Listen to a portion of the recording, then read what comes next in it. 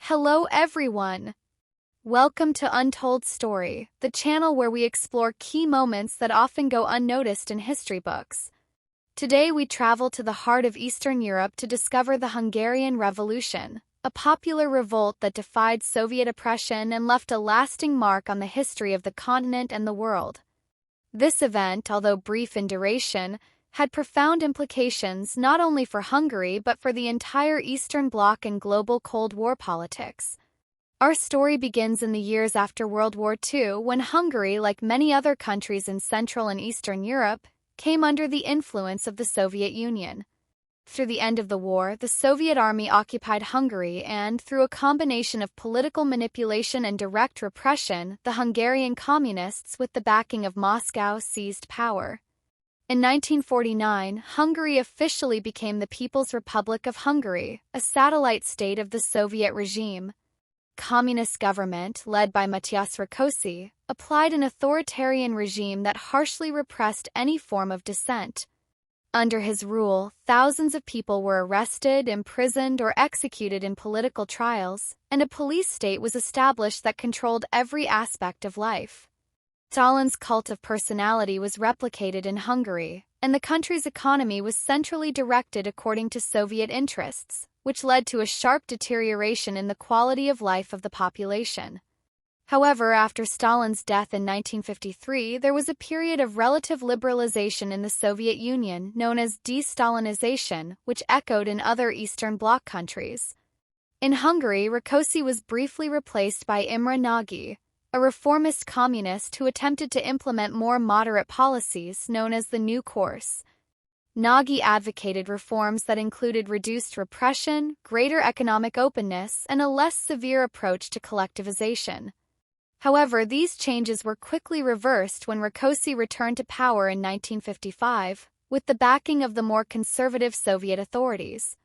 Popular discontent, however, continued to grow.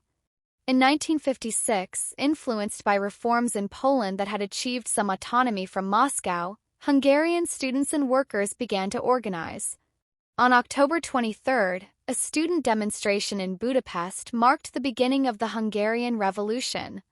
What began as a peaceful protest, with demands for greater freedom of speech, economic reforms, and the withdrawal of Soviet troops, quickly turned into a mass uprising. Protesters toppled statues of Stalin, a symbol of Soviet rule, and took over radio stations from where they broadcast their demands to the rest of the country. One of the most iconic images of the revolt was the toppling of the giant statue of Stalin in Budapest, whose remains were dragged through the streets as a symbol of liberation from the Soviet yoke. The insurrection quickly spread beyond Budapest, with spontaneous uprisings in other cities and towns in Hungary. Faced with the magnitude of the revolt, the pro-Soviet regime of Ernő collapsed, and Imre Nagy was reinstated as prime minister. Nagy, pressured by popular outcry, announced a series of significant reforms, including the promise of free elections, freedom of the press, and, crucially, Hungary's withdrawal from the Warsaw Pact, the military alliance led by the Soviet Union. This announcement was a direct challenge to Soviet control in Eastern Europe, and a declaration of independence that resonated around the world. However, the Soviet response was not long in coming. Moscow, fearful that the success of the Hungarian Revolution would inspire similar uprisings in other countries of the bloc, decided to act with a heavy hand. Nikita Khrushchev, the Soviet leader, first tried to negotiate with Nagy, but when it became clear that Nagy would not give in to his demands for independence, he opted for military intervention. On November 4, 1956, Soviet troops, supported by thousands of tanks, invaded Hungary in a large-scale military operation. The city of Budapest was bombed, and fighting intensified in the streets where the Hungarians, often poorly armed and without external support, offered fierce resistance.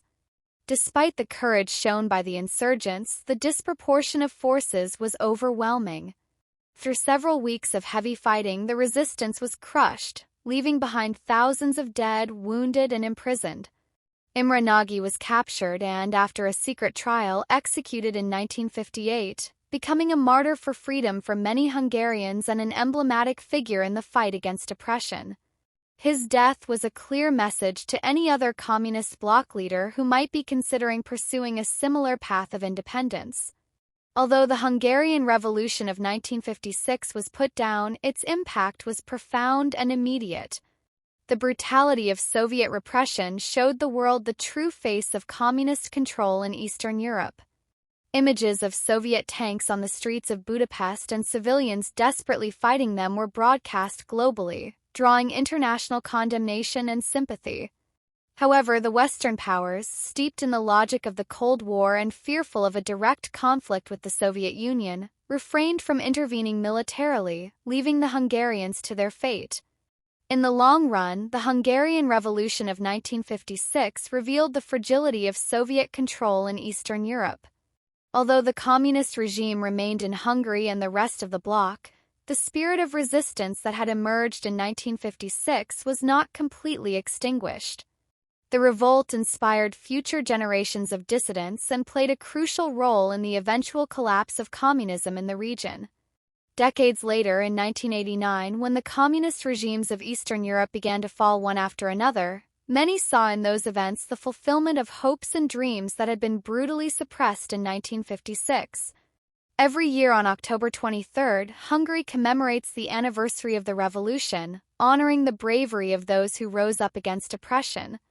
The ceremonies and events that take place on this date not only remember the heroes of 1956, but also serve as a constant reminder of the value of freedom and self-determination.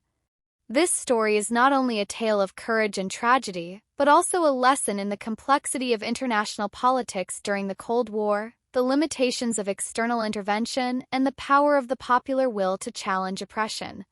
Although the revolt was put down, its impact resonates to this day, reminding us of the importance of resistance in the face of injustice and the cost of freedom. Thank you for joining us again. If you found this episode interesting, don't forget to subscribe and activate the bell so you don't miss any of our future explorations.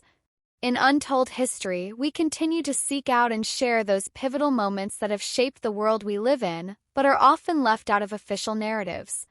Until next time.